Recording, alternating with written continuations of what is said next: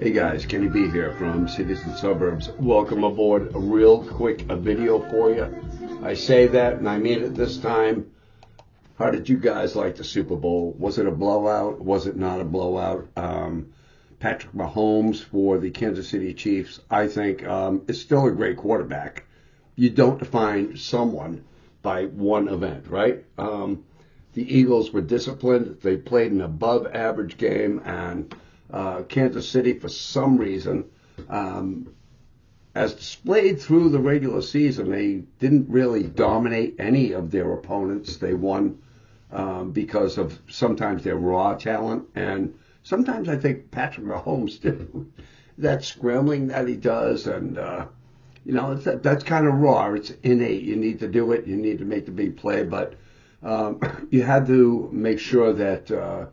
If you're the Eagles, that Patrick Mahomes does not come storming back in the third quarter and the fourth quarter like we saw Mr. Tom Brady do back in 2017 versus the Atlanta Falcons when we were down 28-3. I say we because, yes, I'm a Patriots fan. I did not have a dog in the race, if you will, with the outcome of this past championship game. I don't want to say S-Bowl because it's a copyrighted word, but anyway, so it was a good game and it was a blow up. People just, come on.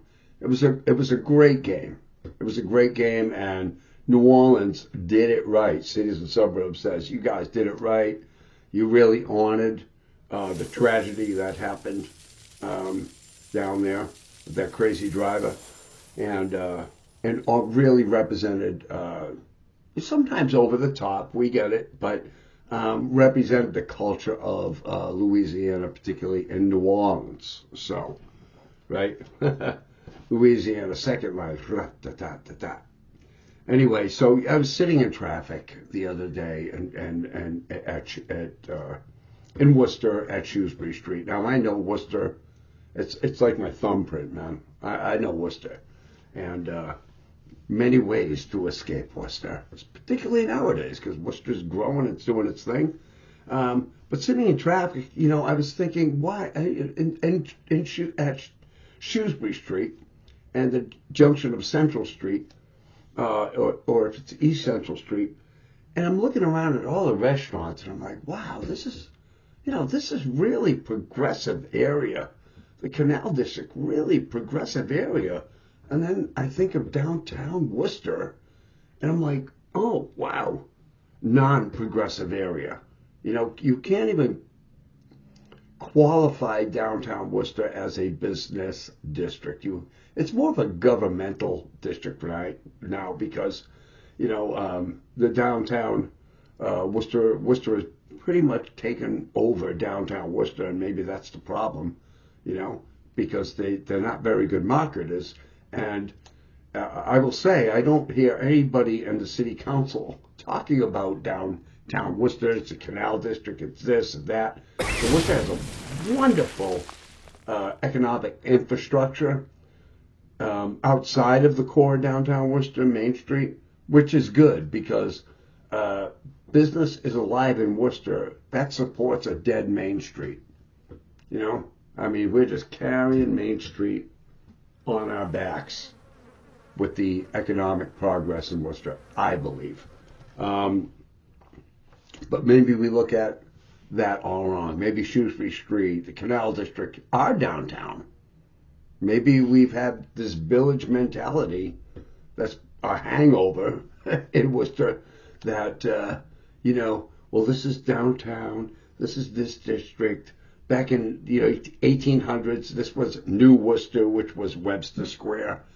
We really never established, I believe, a solid core downtown that was celebrated with stores and everything like that, but it was not downtown Worcester, Main Street.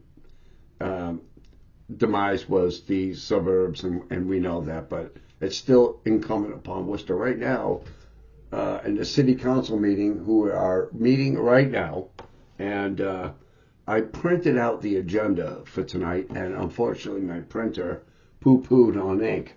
But I do want to say that they're talking about Council Bergman wants to talk tonight about council's reputations and the conduct be discussed only in executive, which means in private, meaning council's not slamming each other in the media. I think these little things council's saying about each other. So that's reputations and conduct, transphobia, discrimination, and the toxic culture. Councilor Hajia would like the council to hire a third-party investigator to look into these things. So, okay, this is on your agenda tonight, you guys. Taxpayers in Worcester. A timer. Councilor Piccolo, 1 year in or 2 years in. I'm unsure of the terms right now. They come up in November, but that person will not be running again for city council. I think it's Jennifer Piccolo, but would like a time clock installed in the council chamber so public speakers will know their remaining time. Public speakers meaning all the people over the last 2 weeks have stormed downtown. Worcester's a sanctuary, this and so. Worcester's a welcoming city anytime, okay, as far as I'm concerned, okay? And so there's bills tonight, okay? The big one tonight is going to be the trans sanctuary city. Now, this is held over from a week ago. Everybody knew it was going to be. So it's going to need an 11 councilors vote to pass this, to claim Worcester as a sanctuary city. What is sanctuary? A welcoming, safe city. Sometimes it's interpreted as, if the federales come in and they're trying to pull people out, that the city of Worcester is, and their police department's going to come out and stop. What is a sanctuary city? So let's define that right now.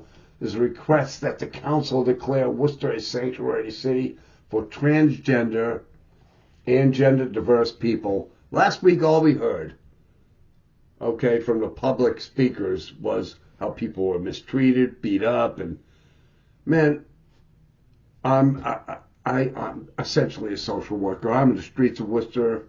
I know what's going on. I'm not poo-pooing that, okay? Of course that happens, There's discrimination everywhere. But I guess, so we could go on and on with this, this city agenda, but there's nothing on this agenda tonight. I mean, and this is from Mike Benintendi, okay, and good enough to put the agenda up in advance so you can look at it. I could turn on the council meeting right now and, stream it live for you, but you can go do that yourself if you got the guts. I can't make it past the public speakers sometimes because I get it, transgender city, this, and a sanctuary city. I know the issues, but that